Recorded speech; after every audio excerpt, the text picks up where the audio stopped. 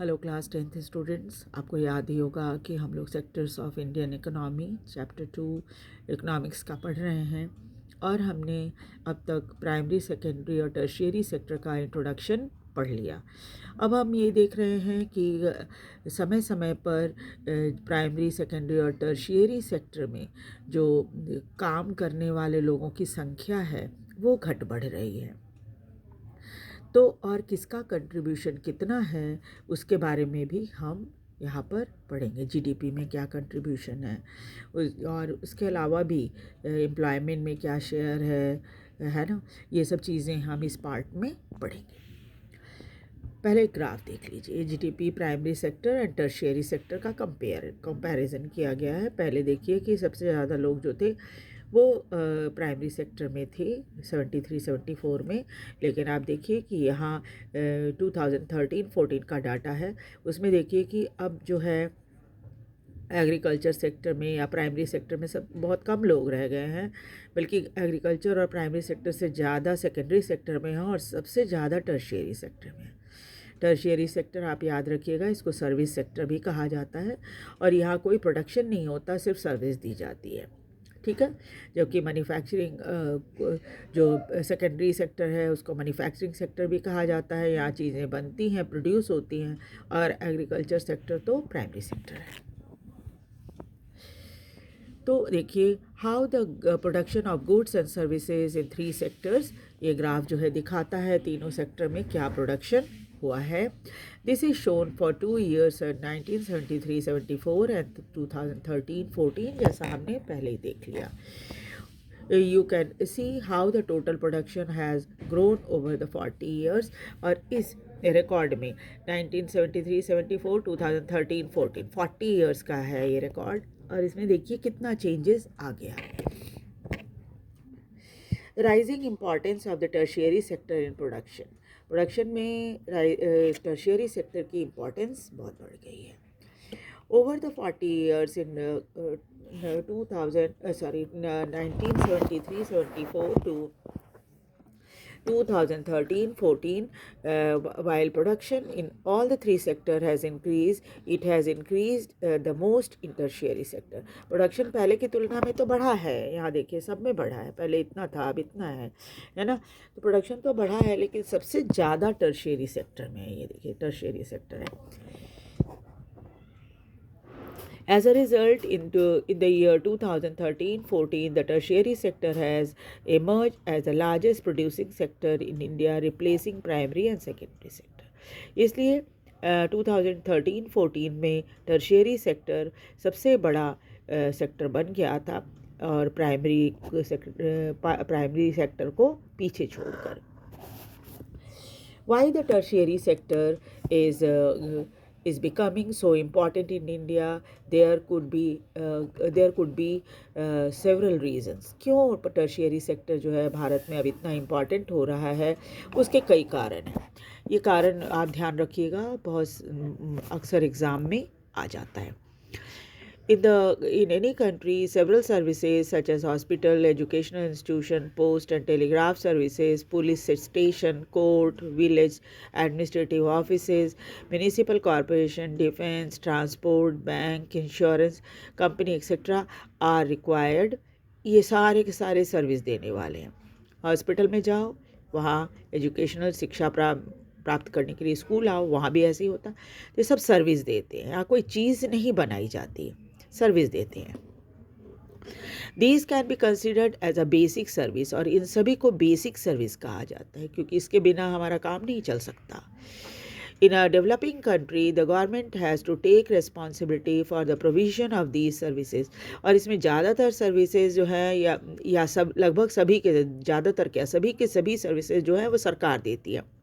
Hospital देती है, educational institution, school है ना, पोस्ट टेलीग्राफ सर्विस, इसके अलावा police station, court, village administrative offices, municipal corporation, defence, transport, bank, insurance company, ये सब के सब सरकार देती है हमें सुविधाएँ।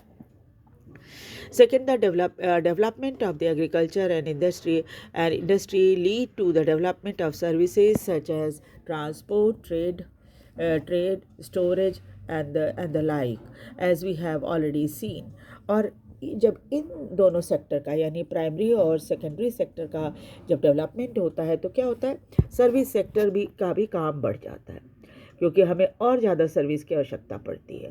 Development of agriculture and industry lead to the development of services such as, और क्या क्या सर्विसेज हमें चाहिए होती है अगर प्रोडक्शन बढ़ता है तो हमें चाहिए होती है ट्रांसपोर्ट, सामान एक जगह दूसरी जगह ले जाने के लिए, व्यापार करते हैं हम, सामान को कई बार स्टोरेज में रखते हैं, और इस तरह के और भी बहुत सारे काम हैं। Greater the development of the primary and secondary sector, more would be the demand for such services. जितना ज़्यादा डेवलपमेंट प्राइमरी और सेकेंडरी सेक्टर में होगा उतना ही डिमांड सर्विसेज की बढ़ जाएगी। तीसरा पॉइंट क्या है, as income level rise certain section of people start demanding many more services like eating out, tourism, shopping, private hospitals, private school, professional training etcetera. अब देखिए, जब जैसे जैसे लोगों की कमाई बढ़ रही है, इनकम बढ़ रहा है, वैसे वैसे और भी कई तरह की सर्विसेज की डिमांड लोग करने लगे हैं। जैसे क्या होता है, घर में खाना नहीं बनाया, बाहर जाके खाना खाया, या आपने ऑर्डर दे दिया घर में सामान लेकर आओ, तो जो व्यक्ति आपके पास सामान भी बनाता है और आपके पास ला के देता है घर पे, वो आपको सर्विस दे रहा है। उसी तरह से टूरिज़्म है, घूमने जाते हैं आप, शॉपिंग करने जाते हैं, वहाँ भी सर्विस आपको मिलती है। प्राइवेट हॉस्पिटल है, बहुत सारे लोग सरकारी हॉस्पिटल प्रेफर नहीं करते, प्राइवेट हॉस्पिटल में जाना चाहते हैं। प्राइवेट स्कूल में बच्चों को पढ़ाते हैं। प्रोफेशनल ट्रेनिंग आजकल बहुत तरह की मिलती है, आप मालूम ही है आपको, डांस की और भी कई तरह की होती है। You can see this change quite sharply in cities, specially in big cities. और इस तरह ये सब चेंजेस जो है शहरों में ज़्यादा दिखाई पड़ती है गाँवों की तुलना में। फोर्थ पॉइंट क्या है, over the past decade or so certain new services such as those based on information and communication technology have become important and essential. अब क्या है, और एक जो पिछले कुछ सालों में ये देखा गया है कि नई सर्विस आ गई है जिसको इंफॉर्मेशन एंड कम्युनिकेशन टेक्नोलॉजी कहते हैं, और ये हमारे लिए बहुत ज़रूरी हो गई है। The production of these services has been rising rapidly, और इसकी प्रोडक्शन बहुत तेज़ी से बढ़ रही है। बाद में हम चैप्टर 4 में भी इसके बारे में पढ़ेंगे, क्यों ये सर्विस इतनी ज़्यादा बढ़ रही है और इसके एक्सपेंशन का कारण क्या है। However, you must remember that not all the service sector is growing equally well. लेकिन ये भी ध्यान रखिएगा, हर सर्विस सेक्टर इतना तेज़ी से नहीं बढ़ रहा। Service sector in India employ many different kind of people. Service sector में बहुत तरह के लोग काम करते हैं। At one end there are limited number of services that employ highly skilled and educated worker. बहुत कम पोस्ट ऐसे हैं जहाँ पर आपको हाईली स्किल्ड लोगों और एजुकेटेड वर्कर्स की ज़रूरत पड़ती है। At the other end, there are very large number of workers engaged in services such as small shopkeeper, repair person, transport person, etc. और कई और भी हैं सर्विस सेक्टर में, जैसे छोटे छोटे शॉपकीपर हैं, रिपेयरिंग का काम आप जहाँ कराते हो, ट्रांसपोर्ट वाले लोग हैं। These people barely manage to earn living, और ये लोग बहुत कम, ज़्यादा कमाई इनकी नहीं हो पाती। Yet they perform the services because no alternative opportunity for work are available to them, और वो इसलिए इस काम को करते हैं कि उनके पास और कोई दूसरा अल्टरनेटिव ही नहीं है इस काम को करने के सिवाय। Hence only a part of this sector is growing in importance, इसलिए टर्शियरी सेक्टर का कुछ ही हिस्सा ऐसा है जिसकी इम्पॉर्टेंस बढ़ रही है। You shall read more about this in the next section, आगे भी हम इसके बारे में पढ़ेंगे। Where are most people employed, अब कहाँ ज़्यादा लोग काम कर रहे हैं। Graph 2 present percentage of share of 3 sector in GDP. चलिए ग्राफ 2 देखते हैं। ये देख लीजिए, ग्राफ 2 है, ये वही 1973-74 का डाटा है, और यहाँ देखिए 1913-14 का डाटा है, 40 इयर्स का डाटा है। और इसमें आप देखिए कि एग्रीकल्चर सेक्टर में भी पहले उतने लोग थे, और उतने लगभग, थोड़ा सा फ़र्क है टर्शियरी सेक्टर से प्राइमरी सेक्टर का। इसमें मैन्युफैक्चरिंग में कम लोग थे, लेकिन अब देखिए जो 2013-14 का डाटा है उसमें एग्रीकल्चर में कितने कम लोग हैं, बल्कि एग्रीकल्चर की तुलना में मैन्युफैक्चरिंग में ज़्यादा लोग हैं, सेकेंडरी सेक्टर में ज़्यादा लोग हैं, और टर्शियरी में तो सबसे ज़्यादा लोग हैं। तो शेयर जो है सेक्टर में वो बढ़ गया है बहुत ज़्यादा।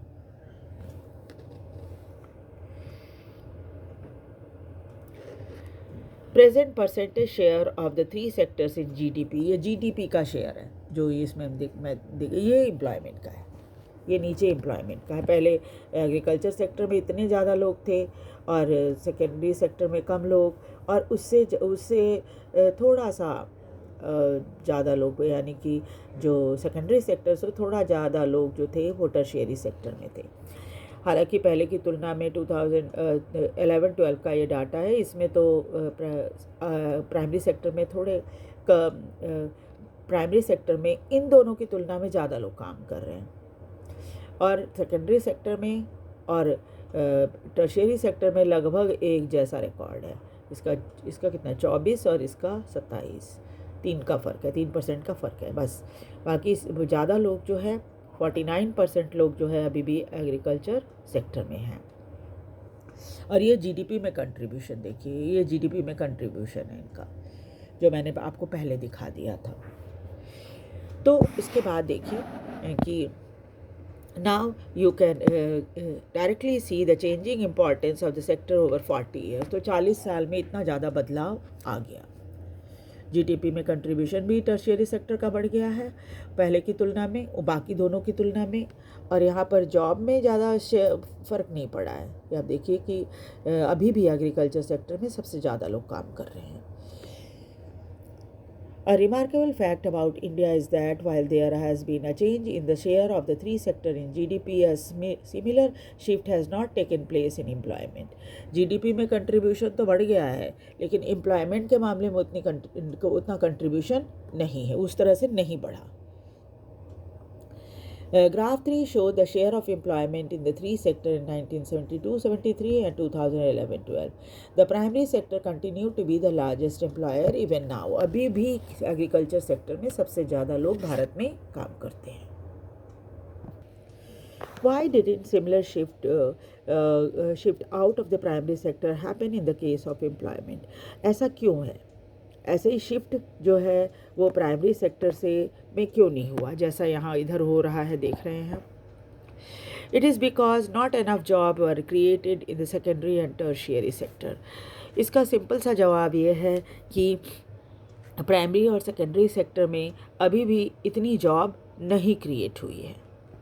Even though industrial output or production of goods went up by more than 9 times during the period, employment in the industry went up by around 3 times।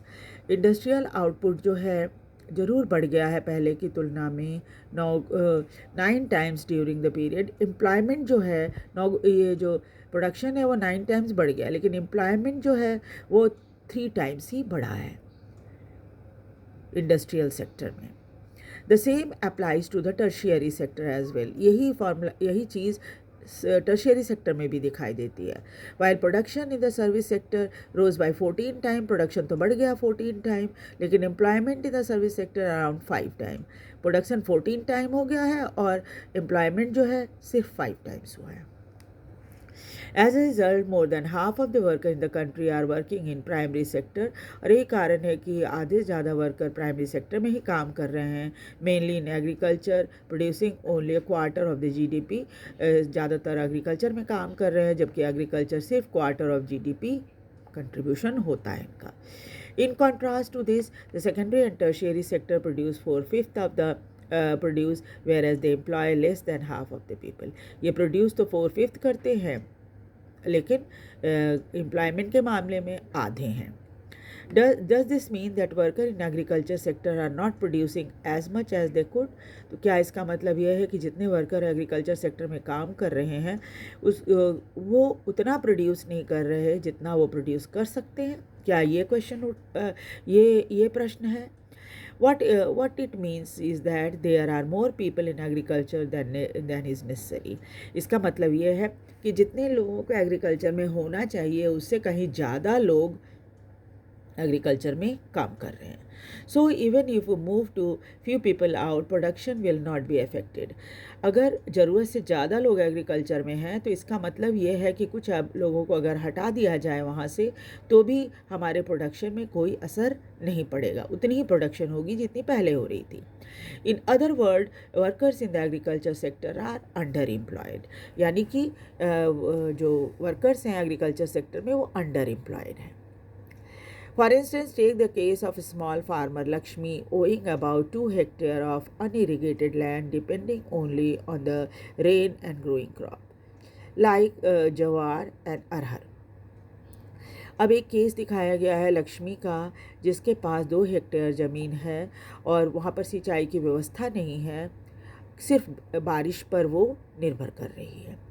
और ज्वार और अरहर, ये 2 अनाज, ये अरहर तो दाल है और ज्वार जो है वो मोटा अनाज है, तो ये दोनों चीज़ें वो उगाती है। All 5 members of a family work in the plot throughout the year. उसके परिवार के में 5 सदस्य हैं और सब के सब वो 2 हेक्टेयर जो ज़मीन है उसमें काम करते हैं। वाई, क्यों ऐसा है? They have nowhere else to go for work, क्योंकि उनको कहीं काम करने जाने की ज़रूरत नहीं है। You will see everyone is working, none remain idle. और आप देखोगे कि सब काम कर रहे हैं, कोई ऐसे ही बैठा हुआ नहीं है। But in actual fact their labour effort get divided. लेकिन क्या होता है कि काम तो सब कर रहे हैं, लेकिन उनका जो लेबर एफर्ट है ना, वो डिवाइड हो जाता है। कैसे, वो देखिए। Each one is doing some work but no one is fully employed. इसका मतलब ये है कि सब काम कर रहे हैं लेकिन कोई भी फुल्ली एम्प्लॉयड नहीं है। फुल्ली एम्प्लॉयड कहने का मतलब क्या हुआ कि हर दिन आप 8 घंटे काम करोगे तभी आप फुल्ली एम्प्लॉयड कहलाओगे। This is the situation of underemployment. इसको अंडर एम्प्लॉयमेंट कहा जाता है कि जितना आप एफर्ट डाल सकते हो, 8 घंटे काम 8 घंटे काम करने में जो एफर्ट आप डालोगे वो आप नहीं डाल रहे, इसलिए इनको अंडर एम्प्लॉयड कहा गया। Where people are apparently working, लोग दिख तो रहे हैं काम करते हुए, all of them are made to work less than their potential, यानी जितनी उनकी क्षमता है उससे कम काम कर रहे हैं। This kind of underemployment is hidden in contrast to someone who does not have job and is clearly visible unemployed. इसमें क्या होता है, अंडर एम्प्लॉयमेंट एक ऐसी स्थिति है जिसमें उस व्यक्ति की तुलना में जो कुछ काम नहीं कर रहा है, घर में बैठा हुआ है, नौकरी नहीं करता, घर में बैठा हुआ है, तो आप उसको कहोगे कि ये तो अनएम्प्लॉयड है। लेकिन यहाँ पर क्या है कि लोग काम कर रहे हैं, अपने पोटेंशियल के अनुसार वो पूरा काम नहीं कर रहे, पोटेंशियल जितनी उनकी है उतना काम नहीं कर रहे। इसलिए ये काम करते लोगों को दिख तो रहे हैं कि हालांकि जैसे फुल पोटेंशियल का काम नहीं कर रहे, इसके बावजूद भी ये काम करते दिख रहे हैं क्योंकि तो जाते हैं खेत में काम करने। लेकिन अगर कोई आदमी बिल्कुल ही काम नहीं कर रहा, घर में बैठा है, तो आपको लगेगा कि भाई ये तो अनएम्प्लॉयड है, यानी ये छिपा हुआ अनएम्प्लॉयमेंट है और ये सामने क्लियरली दिख रहा है अनएम्प्लॉयड जो है वो। Hence it is also called disguised unemployment. इसी अंडर एम्प्लॉयमेंट को डिसगाइज्ड अनएम्प्लॉयमेंट भी कहा जाता है। ये क्वेश्चन अक्सर आता है एग्जाम में कि व्हाट डू यू अंडरस्टैंड, कैसे आप what do understand by disguised unemployment. तो डिसगाइज्ड अनएम्प्लॉयमेंट जो है एक ऐसी स्थिति है जिसमें कोई भी व्यक्ति अपने फुल पोटेंशियल जो जितना उसका है उसका वो उपयोग नहीं करता, यानी 8 घंटे काम नहीं कर रहा है। अगर सपोज़ परिवार है तो भाई फादर जो है वो मॉर्निंग में चले गए और उसके बाद बेटा जो है शाम को दोपहर में चला गया खाना खाने के बाद काम करने के लिए।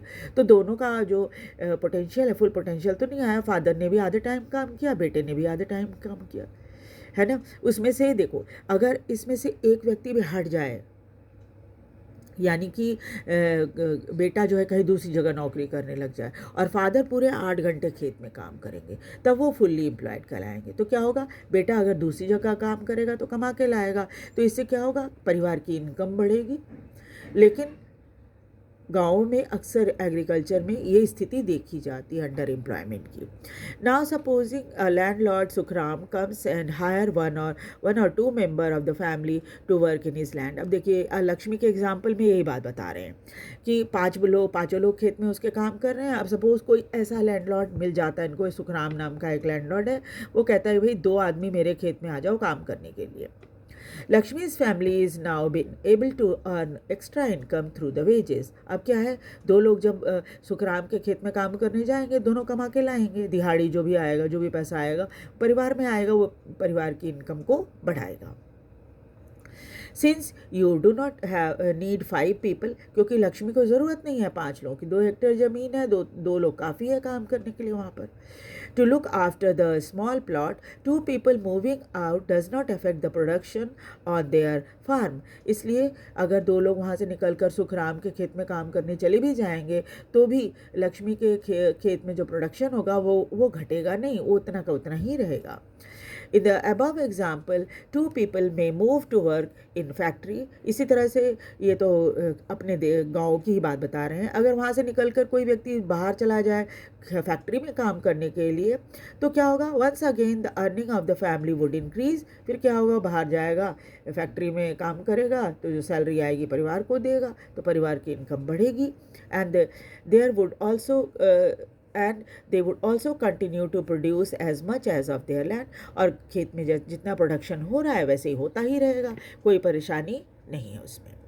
There are lakhs of farmers like Lakshmi in India. Lakshmi तो एक उदाहरण है, ऐसे लाखों परिवार हैं. This means that even if we move a lot of people from agriculture sector and provide them with proper work elsewhere, agriculture production will not सफ़र. इसमें से अगर कुछ लोग भी बाहर निकल के चले जाएं तो एग्रीकल्चर पर कोई ख़ास असर नहीं पड़ेगा, कोई सफरिंग नहीं है, कोई परेशानी नहीं होगी.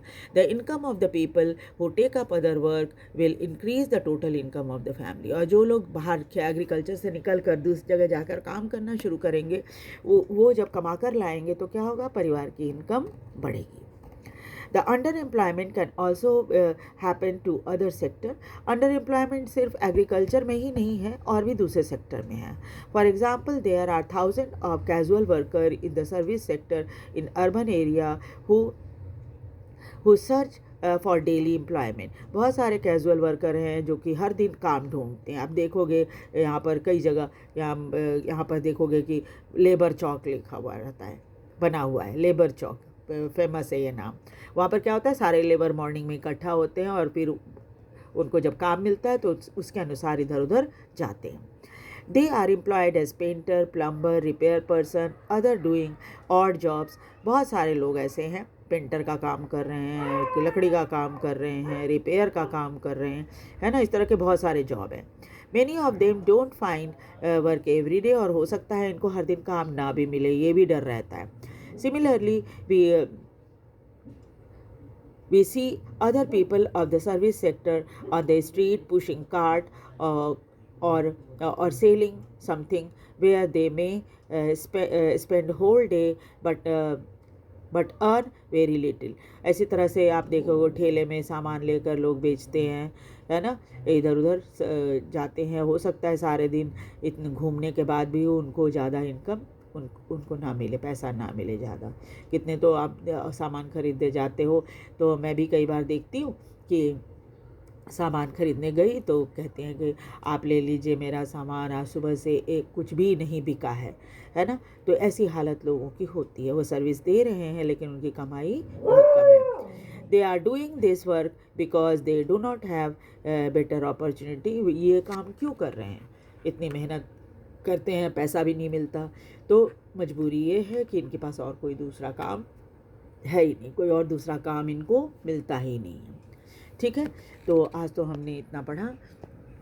आगे हम नेक्स्ट चैप्टर जो है, इसका नेक्स्ट पार्ट जो है how to create more employment, इसको पढ़ेंगे. आप वीडियो देखिए, लाइक और सब्सक्राइब कीजिए, शेयर भी कीजिए अपने फ्रेंड्स के साथ ताकि दूसरे फ्रेंड्स भी वीडियो का फ़ायदा उठा सकें और मुझे भी मोटिवेशन मिलता रहे. इसे लाइक और सब्सक्राइब ज़रूर कीजिए. Thank you very much.